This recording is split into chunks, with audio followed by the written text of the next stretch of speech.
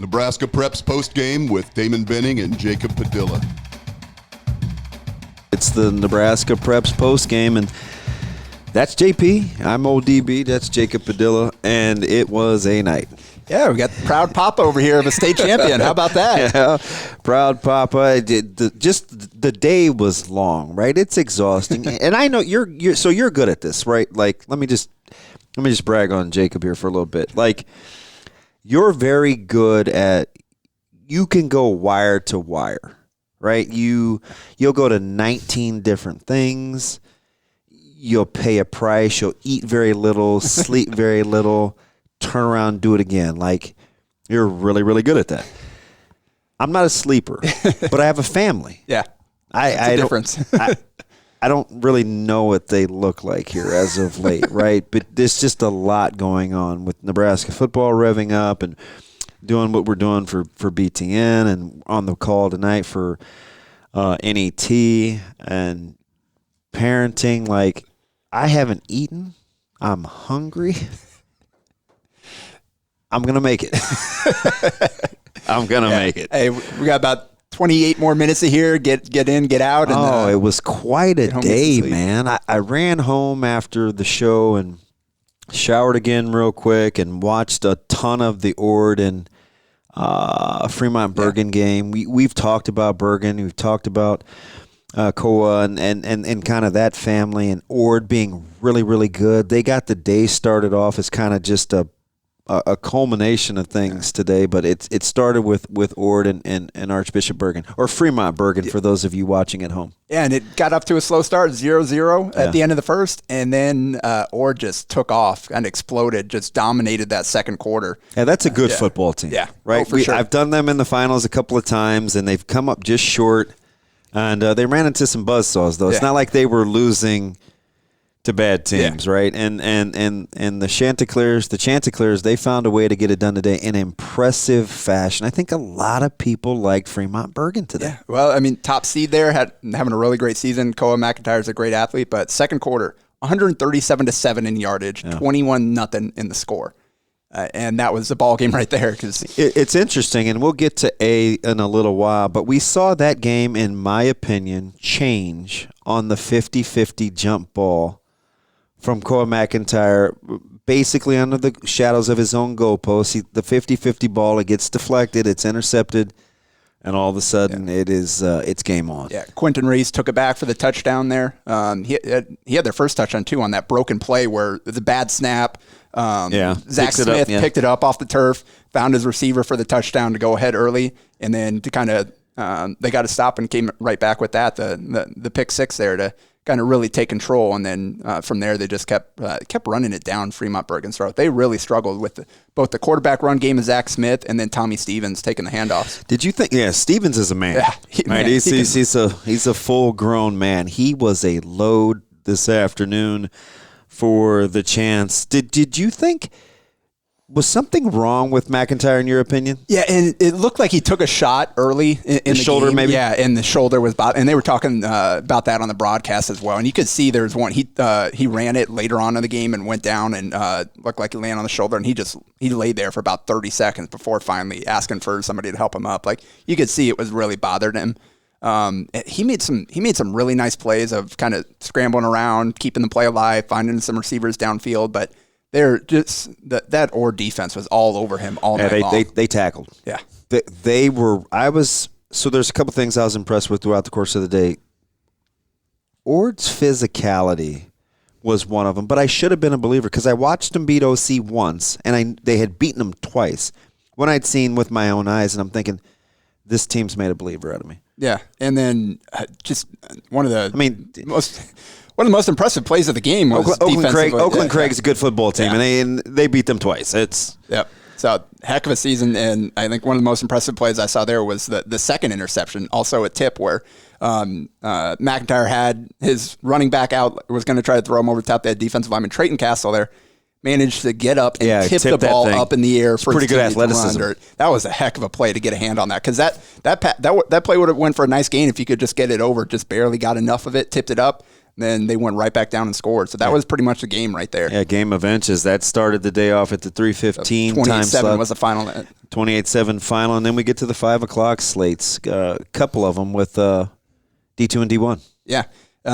Heck, man, probably the game of the day in D1 there with DCS and Burwell. Yeah. Double overtime. DCS pulls it out 42-36. Yeah, and I thought that was the most competitive game to start the day, right? If you asked me to kind of cap it, I would say that game was the two closest contested teams. Burwell, 2 years in a row, they'll lose in the state finals. It's really, really good football program, but ran into a buzzsaw today. Well, and DCS, they get the touchdown and the 2-point conversion with 47 seconds left to tie it and send it to overtime. Operation backbreaker. Both scored. DCS scored go ahead and then got the stop on 4th and goal to seal the win. Yeah. That's an impressive job by them to kind of rally and make the play down the stretch. Getting that 2-point conversion in that situation, like the pressure you must feel. And how many times have we seen this? The team, and now Kearney and Bellevue West was the outlier, but how many times have we seen the team that takes the momentum into overtime, i.e. Tulsa Tulane last night, where it's like, how did we even get here? But since we are here, we'll go ahead and win this thing, right? We saw it in the NFL with the Cardinals and the Seahawks. It's like the team that carries the momentum off a lot of times has the advantage. Well, and that's tough. You think you were so close to sealing this thing. One more play you make and you've got the win. So now you have to suddenly scrape that from your mind and start all over again after earning what you thought was going to be the win, putting yourself in position and just not able to finish it up. That you got to show some real mental toughness to be able to bounce back. And props to Burwell, they did score on the first time. Just second overtime, they weren't able to get another one. Yeah, the rodeo capital of Nebraska. I'll go out there. I've been invited several times. I'm not getting on anything or writing anything, but I'll watch. I'll watch with the folks out there in Burwell. Yeah. What else we got in D2? D2, we had BDS pulling out the 36-28 win over Sandhills Thedford. And that BDS is on a roll. Yeah. That's a good program. They've been consolidation good did them well. They've been good at pretty much everything since I started covering sports. They're always in the mix in basketball, football too. Like whatever they do over there, they do it right. But that one was a 20-all game heading into the fourth quarter, and they made the plays down the stretch to pull out the win. Let's jump over to where do you want to go? Do you want to go to C? Where do you want to go next? Well, let's just we'll finish off the 6-man here. Just kind of give a shout out there for his record-breaking performance there. Oh, there were just the one record. Yeah, a couple of impressive performances, but you're right. McCool Junction 70-20 over Sterling. Yeah, they. I actually know a couple people from McCool Junction that. Oddbody's dad, Tate's dad, is from around that area. Friend, I got another guy, Tyler Piper, that's from right around the way. Like that area, at once upon a time, was cranking out really good athletes. They really were. Yeah, and they certainly had some on the field tonight. They dropped the hammer. 508 rushing yards as a team. That's a record. Owen McDonald. And for those of you at home, they're not playing on a 100-yard football field either. That is that's an 80-yard field, and they are racking up yards. Owen McDonald, 396 rushing yards, 8 touchdowns, and 64 total points. Yeah, makes you tired reading it. That is just insane. It makes you a little tired reading it. So I guess we round out the Class C here with the C1 game. Pierce, 28-19 over Hastings Adams Central. An impressive run comes to an end for Adams Central. Like for them to get to that this playoff run was the teams they had to beat. No, stop me if I'm wrong here. Was this not supposed to be a rebuilding year for Pierce? Apparently there's no such thing. Well, there must not be. Yeah, and this wasn't even as close as the final score may indicate. It was 14-7 at halftime, and Pierce got 2 touchdown passes from Abram Schulting in the third quarter to go ahead 28-10. And then from the rest of the way, Adams Central was trying to play catch up from there and scored some points there, but 28-19 was the final there. So, yeah, it's not bad if that's if you can pull off a state title in your rebuilding year. Yeah, really starting to establish some things. And there are some teams, and we can talk about this as a whole, that were on the short end today that you think set up really, really well for next year. Burwell's one. Bergen is the other. Bergen should probably start out the season preseason number 1 right there where they are. Yeah, I mean, you're bringing back basically all your big playmakers, especially McIntyre there, kind of leading that charge there.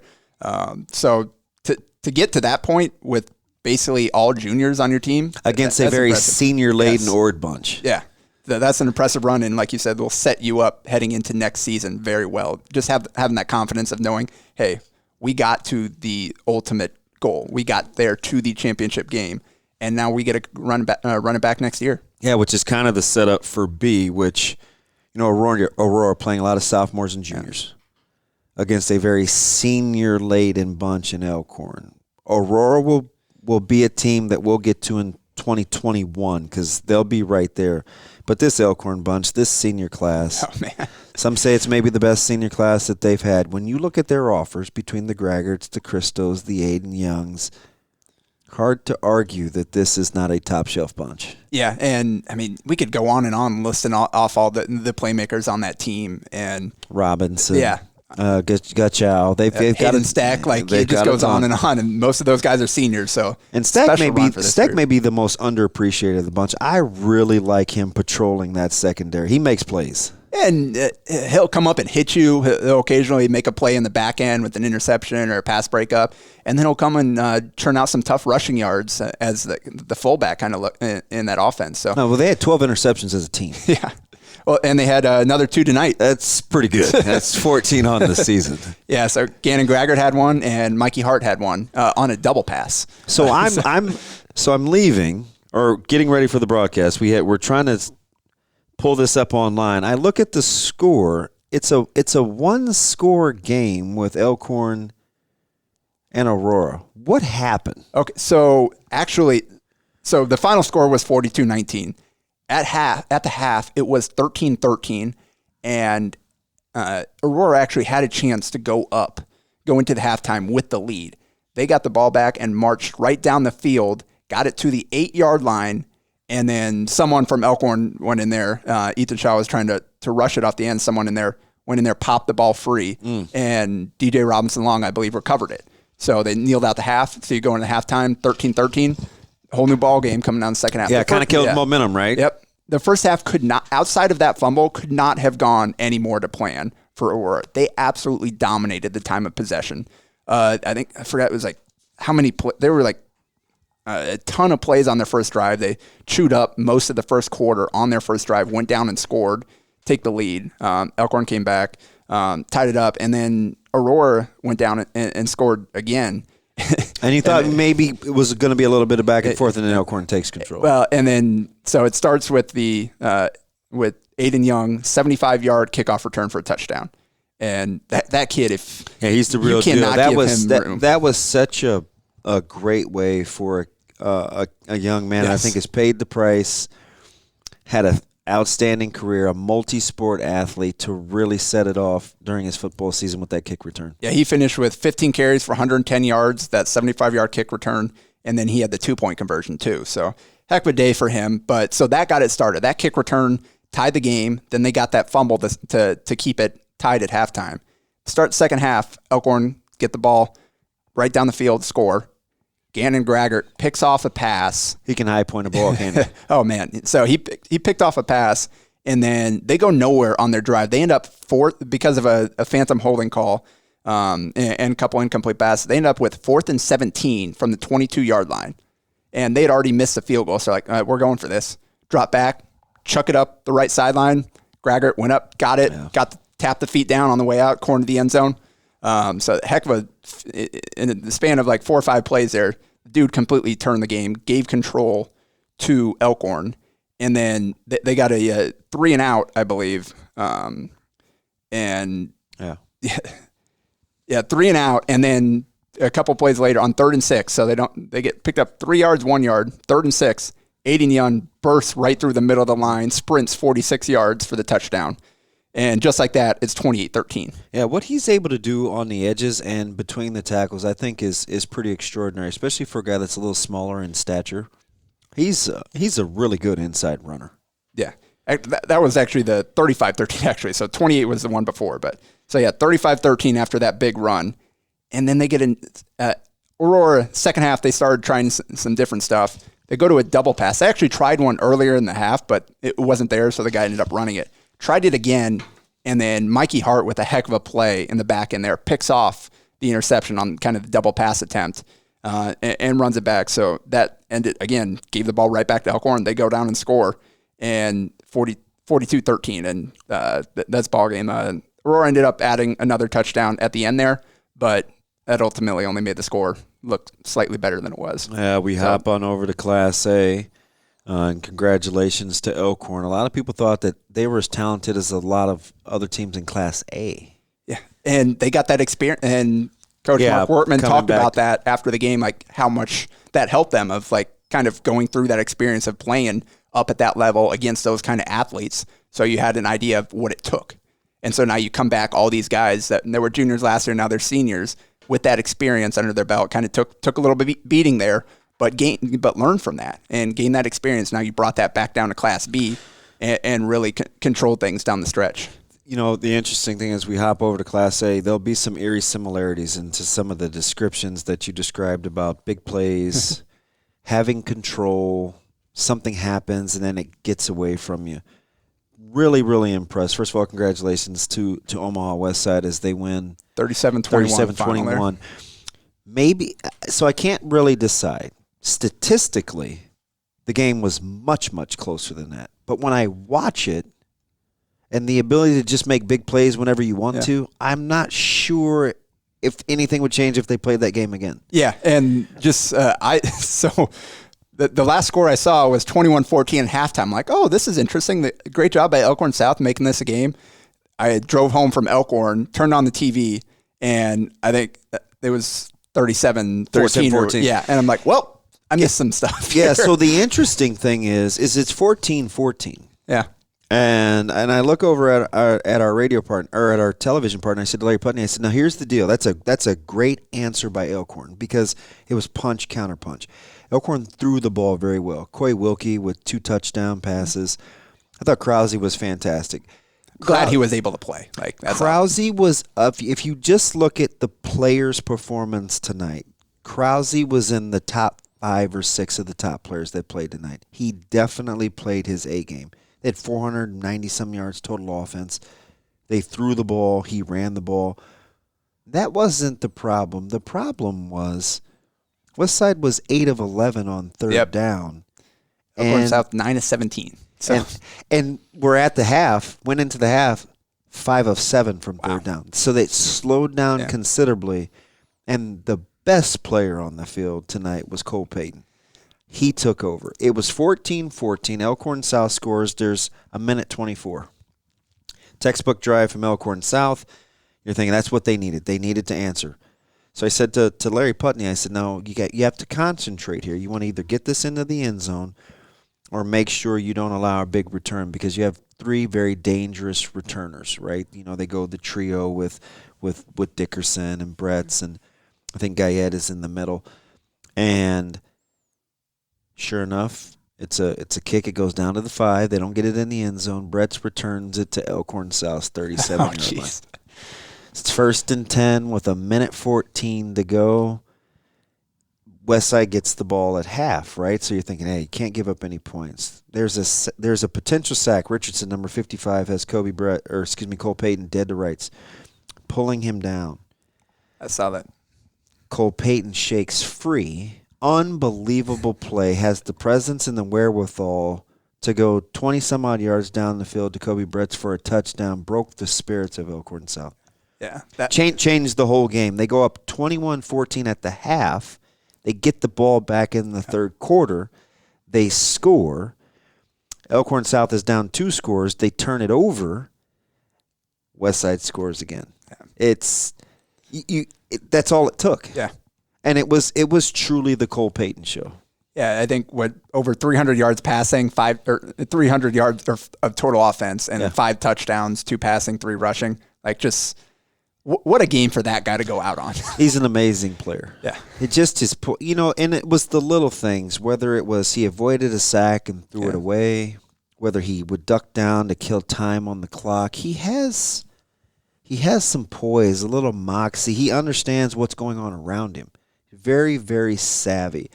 And then they had him playing full-time on defense again for the most part, too, right? Made a couple big plays. He had a sack on Krause. He's just one of those guys that you're thinking to yourself, he's really just getting started. Yeah. He's a multi-sport athlete. He's a great baseball player.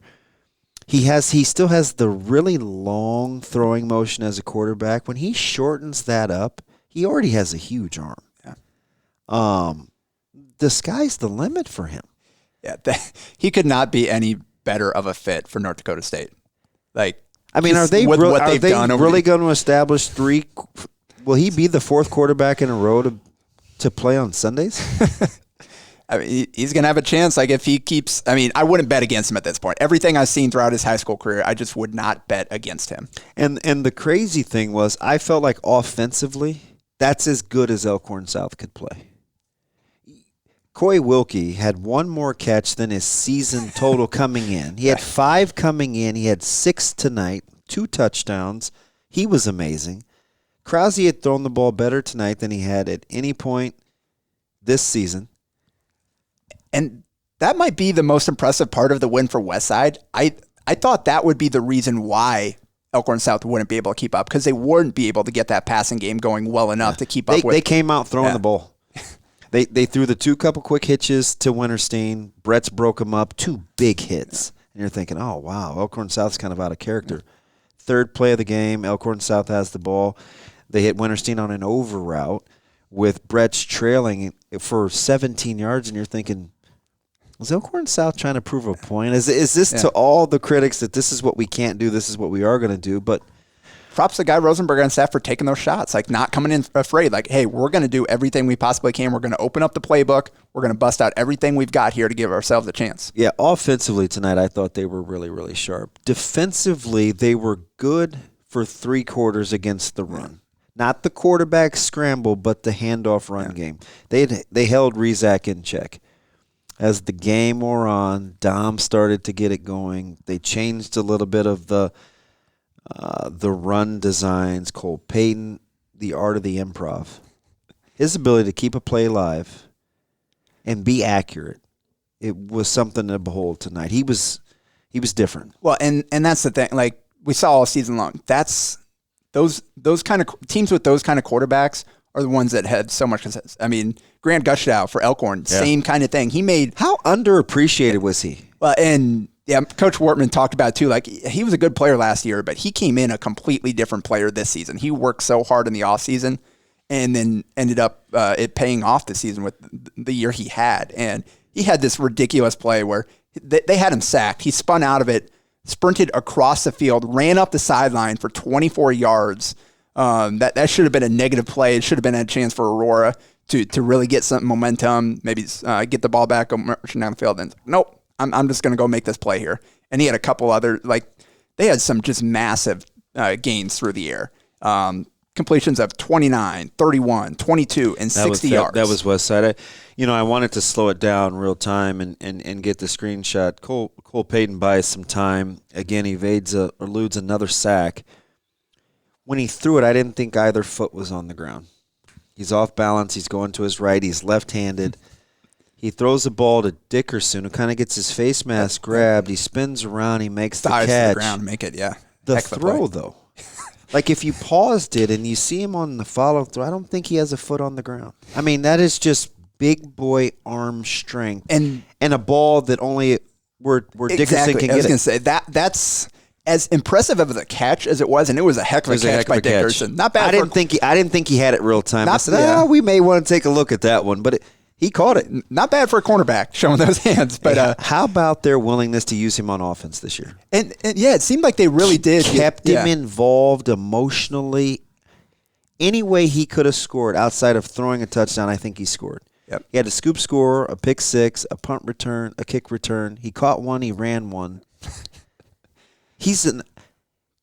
I actually think he's undervalued. I think he's underrated. I think he's one of those guys that got the attention early and then kind of people forgot about him. Like, they're always looking for things to pick apart versus realizing what he really is and appreciating what he was doing in the moment. Because I mean, I don't have the final numbers for me, but he had a heck of a season. Like you said, all the different ways that 11 they used him. touchdowns. That's credit to that West Side staff and for finding, like you said, finding ways to keep him involved and making sure you maximize one of the best players in the state, one of the best athletes. When you just think of athleticism, just raw athleticism, it's Keegan Johnson,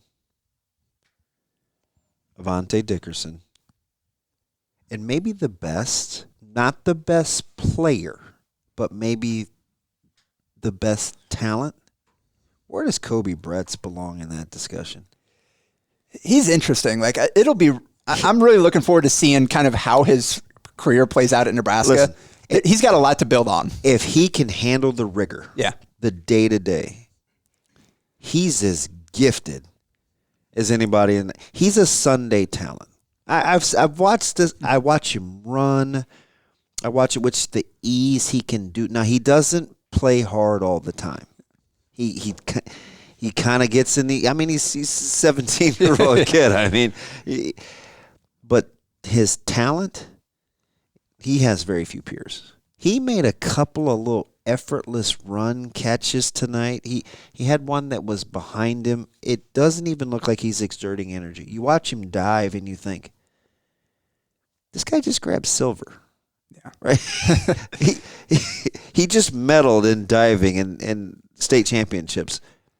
And it's almost like it's just because he can. Yeah. And that's how you become a state. You've got Dickerson and Bretz in that secondary. You've got Rizak kind of playing the roles he does. You've got the quarterback and Cade Haberman, two guys that a lot of us think probably talent-wise probably have a chance to play. Yeah, Cade Haberman play above the level that they're going to play. He's an unbelievable player. He didn't really recover from the ankle. He was kind of hobbling around. He's a tough kid. Yeah. And he'll probably win state as a heavyweight in wrestling.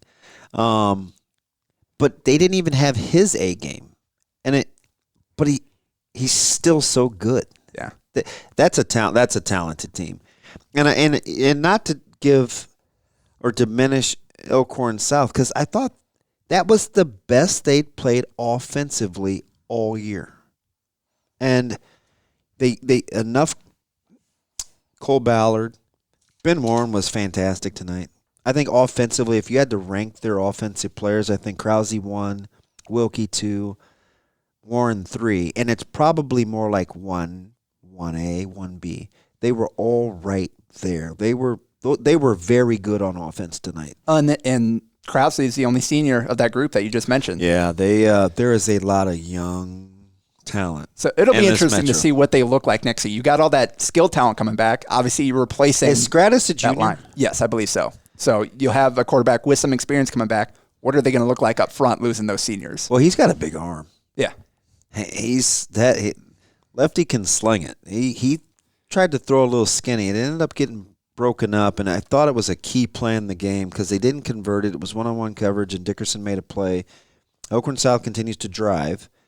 Then they get a little cute inside the red zone with a double reverse pass. Now they're down 2 scores, so they're trying to make a play. Dickerson high points and then picks it off in the end zone, and then you're off and rolling again. And Westside stayed on the gas.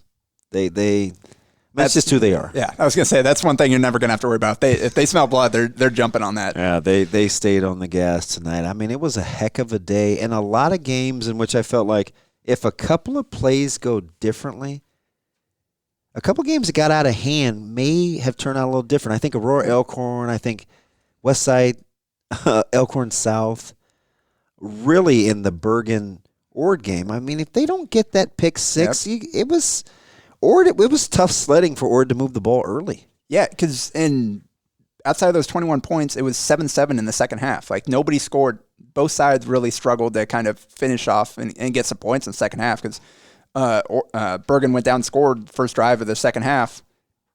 Ord went back, answered, and nobody scored after that. So it was all in that second quarter, and it started with, like you said, that pick six and then the other pick. Just those game-changing plays. Elkhorn, same thing. A couple plays there where they go the other. If they score at halftime, if they don't get that interception, you got a chance this thing's going down to the wire. So it's just some big-time plays today, made today by these players that have now earned themselves state championships. You're with me. You coach at the youth level, and you see middle schoolers, you see high schoolers. You agree that the talent is on the uptick, and we've seen it today. There is a lot of young talent here in the state of Nebraska, and I'm not saying that because I'm born and raised. I'm impressed. Absolutely, and it goes down to a lot of it is kind of the investment in the development in the youth level. There's so many different options kids and families have now to help their kids get training, get coaching at a really good level from all over both Omaha and Lincoln. There's some options for kids that are in smaller towns as well. So I think that's a huge part of it is the families and everybody around here is investing in building up these athletes and giving them the best chance to succeed going into the future. And as you know, we'll keep our fingers crossed as we're in our last 60 seconds. If they play basketball and we get a full season with across the state of Nebraska, it's really on the uptick there as well. Special thanks to Hurrdat, these guys continuing to do good work. Jacob Padilla. I almost want to say thank you to NSAA for the vision they casted. A lot of people didn't think we'd get to today. They had to pivot after Saturday and find a way to get these games pulled off, to NET, to Strive. A lot of folks collaborating to do the best that they can. Yeah, again, a lot of people doing really great work, and all for these kids. Yep. Awesome to see. We won't be back next week because we won't have football to talk about, but what we will do is figure out something really, really, really good to drive podcasts for you. Appreciate you joining us on a Friday night. It's been a heck of a day. That's Jacob Padilla. I'm Damon Benning. This is Nebraska Preps Postgame. Thank you. A Hurrdat Media Production.